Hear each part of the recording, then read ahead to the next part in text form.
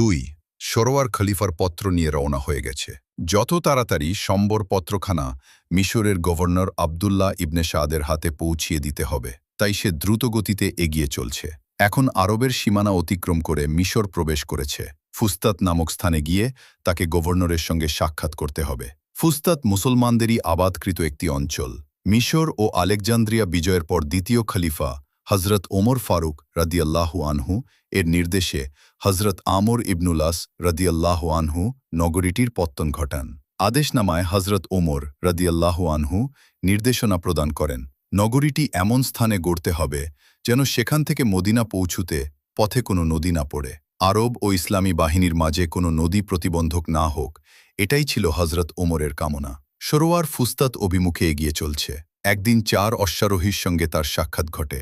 তারা সরোয়ারের নিকটে এসে জিজ্ঞেস করে, আপনি কি মদিনা থেকে আসছেন? আপনারা কারা? আমরা খ্রিস্টান, আফ্রিকার অধিবাসী। সম্ভবত আপনারা গুপ্তচর। সরোয়ার একা, তারা 4 জন। তবু সরোয়ারের মন্তব্য শুনে লোকগুলো ভড়কে যায়। সে যুগের মুসলমানরা প্রকৃত অর্থেই মুসলমান ছিল।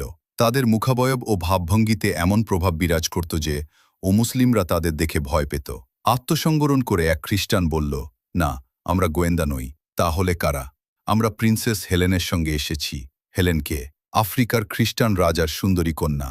আরব বিশ্ব হেলেনের মতো রূপসী নারী কোনোদিন দেখেনি। মেয়েটি এতই রূপসী যে এক নজর দেখে সেই তার অনুরক্ত হয়ে যায়। মজার ব্যাপার হচ্ছে, তিনি অতিশয় রূপসী হওয়ার পাশাপাশি বীরাঙ্গনাও।